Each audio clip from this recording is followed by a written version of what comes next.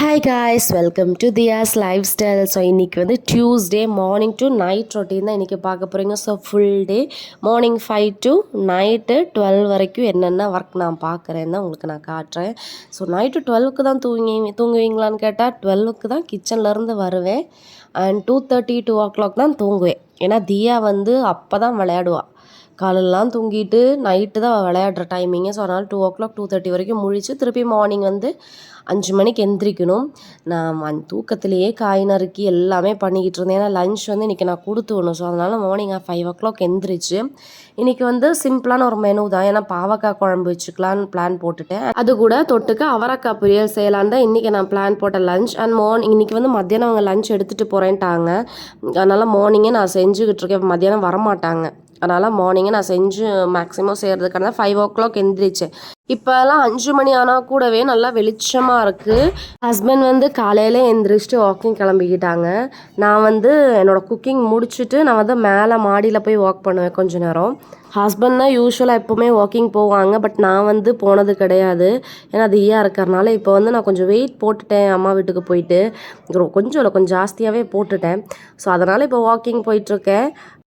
அதனால தான் இப்போ கொஞ்சமாக நான் வந்து இப்போ வாக்கிங் போகிறது அந்த மாதிரி கொஞ்சம் ஃபாலோ பண்ணிக்கிட்டு இருக்கேன். அண்ட் உங்கள் வீட்டில் நீங்கள் எப்படி பாவக்காய் குழம்பு செய்வீங்க? இதே மாதிரி தான் செய்வீங்களா, இல்லை ஏதாவது டிஃப்ரெண்ட்டாக நீங்கள் ஆட் பண்ணுவீங்களான்னு சொல்லுங்கள். நான் இந்த பாவக்காய் குழம்பு என்னோடய ஸ்டைல் எப்படி செய்கிறேன்னு ஒரு சின்னதாக நான் உங்களுக்கு எக்ஸ்பிளைன் பண்ணுறேன். அதுக்கு வந்து நான் ஃபஸ்ட்டு ஒரு மசாலா அரைப்பேன். அந்த மசாலா என்னென்னு பார்த்தீங்கன்னா, ஒரு கடாயில் கொஞ்சம் ஜீரகம் கடுகு ஆட் பண்ணி நல்லா பொரிச்சதுக்கப்புறமா அது கூட சின்ன வெங்காயம் பூண்டு கொஞ்சோண்டு தேங்காய் மிளகாத்தூள் மல்லித்தூள் போட்டு நல்லா வறுத்து அரைச்சி வச்சுருங்க.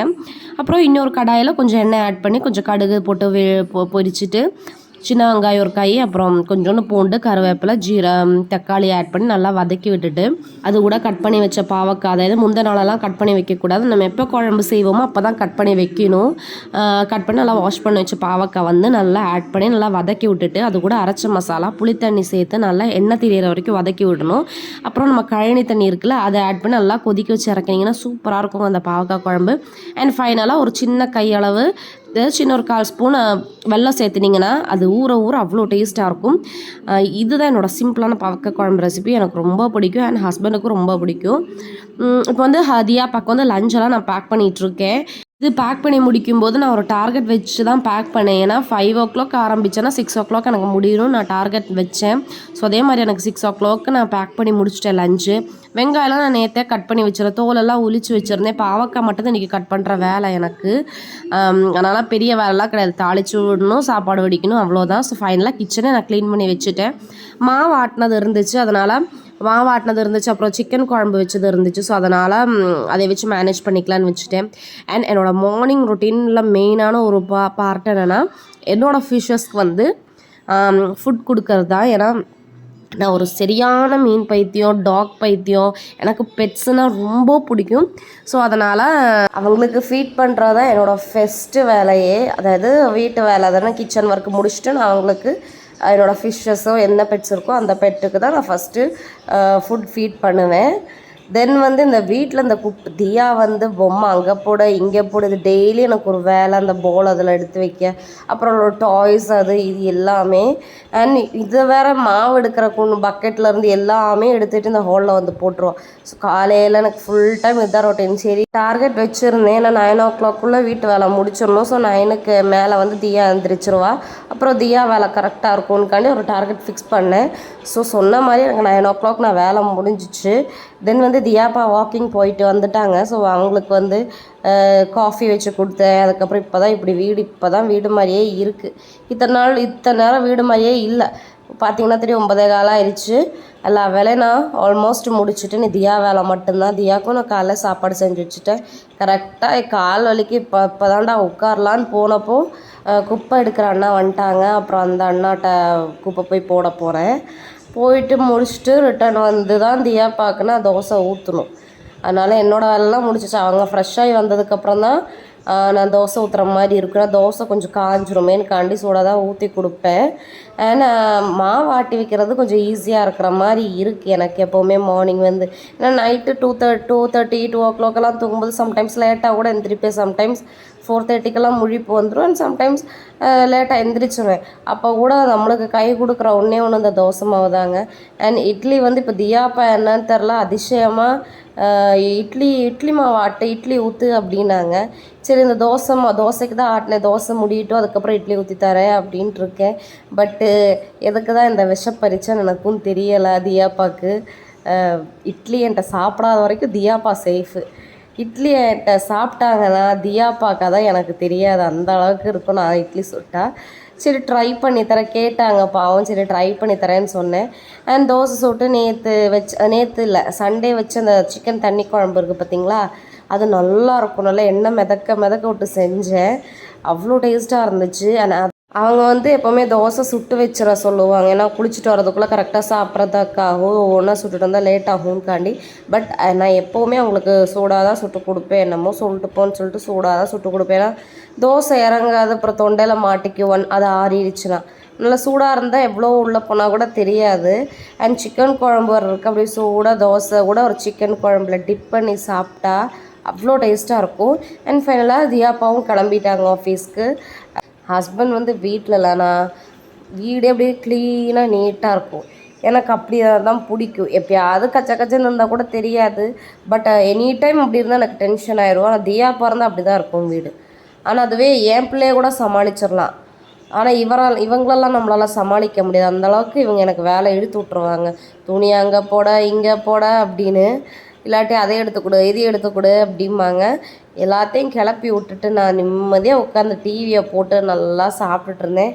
எப்போவுமே நான் வந்து டிஸ்கவரி தமிழ் பார்ப்பேன், நல்லாயிருக்கும். அண்ட் டிஸ்கவரி மலையாளமும் பார்ப்பேன், ரெண்டுமே ஒரு இதில் பார்ப்பேன். ஆனால் இப்போ ரீசெண்ட் டைம்ஸ் என்னென்னா, தியா ஒரு 6 மந்த்லேருந்து சரியான ஃபோன் அடிக்ட். 6 மந்த்லாம் கிடையாது, ஸ்டார்டிங்லேருந்து அவள் ஃபோன் அடிக்டாக தான் இருந்தாள். ஒரு 3 மந்த்லேருந்து அவ்வளோ ஃபோன் அடிக்டாக இருந்தாள். அதுக்கப்புறம் நாங்கள் மாற்றுறதுக்கு மாறுமா என்ன டாக்டரை காட்டணுமோ அவ்வளோ ரொம்ப கஷ்டப்பட்டோம் அவளை மாற்றுறதுக்கு. அதுக்கப்புறம் இந்த சுட்டி டிவி வைக்கிறதுலேருந்து ஆள் கொஞ்சம் மைண்டு டைவர்ட் ஆகுது. ப்ளஸ் வந்து மேற்கொண்டு நீ சீரியல் பார்க்க விடாமல் அவள் வந்து சுட்டி டிவினே கை காட்டி அதை தான் பார்க்குறா இப்போது.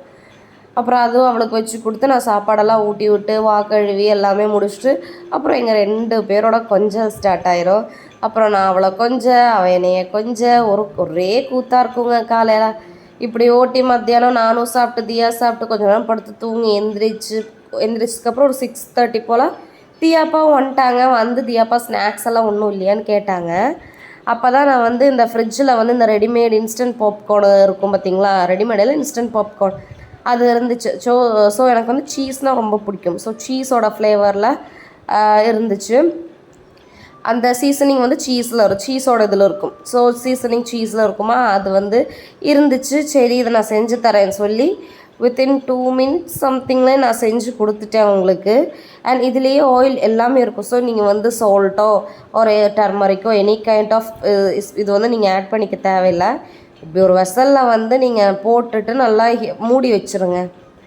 நான் குக்கரில் தான் போட்டேன், பிகாஸ் அதோட லிட்டு கொஞ்சம் லிட்டு வந்து இப்படி திருப்பி மூட்டினேன்னா அதோட மூடி வந்து திருப்பி மூடினாலும் கொஞ்சம் ஸ்ட்ராங்காக இருந்துச்சு. பெல்ட்டும் போடலை, ஒன்றுமே போடலை. நான் தாங்க ஆர்வக்கோளாறில் எனக்குன்னா அந்த பாப்கார்ன் ஸ்மெல் பிடிக்கும். ப்ளஸ் என்னால் அப்படியே ஆர்வக்கோளாறில் ஓப்பன் பண்ணேன்னா அங்கே இங்கே தெரிச்சுக்கிட்டு இருந்துச்சு. ஆனால் இது மாதிரியெல்லாம் நீங்கள் பண்ணாதீங்க, டக்குன்னு மூஞ்சில் தெரிச்சிரும். ஸோ ஃபைனலாக நம்ம பாப்கார்ன் வந்து ரெடி ஆயிடுச்சு. இதோட ப்ரைஸ் வந்து 15 ருபீஸ் தான். ஸோ ஒவ்வொரு சீசனிங்க்கு போகிறது, ஒவ்வொரு ஃப்ளேவர்ஸ்க்கு போகிறது, பார்பிக்யூ இருக்குது, அந்த ஸ்பைஸ் இருக்குது, ப்ளெயின் இருக்குது, ஸோ பட்டர் இருக்குது, அந்த மாதிரி நிறையா இது இருக்குது. பட் ஒவ்வொன்றுத்துக்கு பொறுத்து தான் சார்ஜ். ஆனால் இது வந்து 15 ருபீஸ் தான். நாங்கள் ஒரு நிமிஷம் தான் எங்களுக்கெல்லாம் அதெல்லாம் நாங்கள் தீர்த்துட்டோம். அவ்வளோ சூப்பராக நல்லா இருந்துச்சு சீரியஸாக சொல்லணுன்னா. அண்ட் அதுக்கப்புறம் வந்து நைட்டுக்கு டின்னர் பார்த்துட்டோம். டின்னர் என்னென்னா பணியாரம் அண்ட் சிக்கன் குழம்பு தான். தியாப்பா வந்து அந்த காம்பினேஷன் சாப்பிட்டது கிடையாது ஹஸ்பண்ட். ஸோ அதனால் சரி இன்றைக்கி நான் ஊற்றி தரேன் சூப்பராக இருக்கும்னு சொல்லி அவங்களுக்கு இந்த நெய் இது பிடிக்கும், நெய் பணியாரம் பிடிக்கும். சரின்னு அவங்களுக்கு நான் ஊற்றி கொடுத்தேன். சர்ப்ரைஸாக தான் ஊற்றி கொடுத்தேன். ஏன்னா அவங்க நினச்சிக்கிட்டாங்க தோசை தான் ஊற்றுவேன்னு சொல்லி தான் நினச்சாங்க. அது நான் பணியாரம் ஊற்றலான்னு காலையிலே பிளான் போட்டிருந்தேன், நல்லாயிருக்கும் சிக்கன் குழம்புக்கு. அண்ட் அதனால் காலையிலே மாவு கொஞ்சம் வெளியே வச்சுருந்தேன். ஏன்னா புளிச்ச மாவில் நம்ம பணியாரம் சுட்டால் ரொம்ப சூப்பராக இருக்கும்னு சொல்லுவாங்க. நான் எப்போவுமே அப்படி தான் சுடுவேன். ஸோ அதை சுட சைடில் வந்து அவளுக்கு பாப்பாக்கு பாலையும் காய்ச்சிட்டு அப்படியே தியாப்பாட்ட ஏதாவது பேசிக்கிட்டு நான் வேலையை செஞ்சுருவேன். தியாப்பா வந்து ஈவினிங் எங்கள் கூட டைம் ஸ்பெண்ட் பண்ணிடுவாங்க எப்போ வந்தாலுமே. அது அவங்களோட இதில் மஸ்ட் அது. நம்ம மார்னிங்லேருந்து எப்போவுமே ஆஃபீஸில் ஒர்க் பண்ணுறனால அண்ட் அவங்க வந்து ஈவினிங் வந்தால் என்கிட்டையும் அவங்க பாப்பாட்டையும் தான் மேக்ஸிமம் டைம் ஸ்பெண்ட் பண்ணுவாங்க. அண்ட் அவாய்ட் பண்ண முடியாத டயத்தில் ஒர்க் இஷ்யூ இருந்தால் மட்டும்தான் அவங்க போவாங்க. அண்ட் பணியாரம் ரெடி ஆயிடுச்சு. இந்த கல் வந்து இரும்பு கல், பணியாரத்து இரும்பு கல் எங்கள் அத்தைகிட்டேருந்து எடுத்துகிட்டு வந்தேன். அவங்க வந்து அவங்கள்ட்ட ஆல்ரெடி இருக்குது, பட் வெளியே சும்மா எக்ஸ்ட்ரா கிடந்துச்சு, அடிஷ்னலாக ஒன்று கிடந்துச்சு யூஸ் பண்ணாமல். இப்போ கேட்டப்போ எடுத்துகிட்டு போய்க்க அப்படின்ட்டாங்க. என்கிட்ட பணியாரக்கல்லும் இல்லை. சரி அதனால் நான் எடுத்துகிட்டு வந்தேன். சீரியஸாக சொல்ல மாட்டீங்க, அவ்வளோ ஒரு சீசனிங் பண்ணேன். லெமனு கல்லுப்பு அந்த கஞ்சி தண்ணியெல்லாம் ஊற்றி சீசன் மட்டும்தான் பண்ணினேன். அப்புறம் 2 வாட்டி ஊற்றினேன், லைட்டாக ஒட்டுச்சு. 3ஆவது வாட்டியிலேருந்து நல்லா பூ மாதிரி ஒட்டாமல் வர ஆரம்பிச்சிச்சு. அவ்வளோ சூப்பராக இருந்துச்சு அந்த கல்.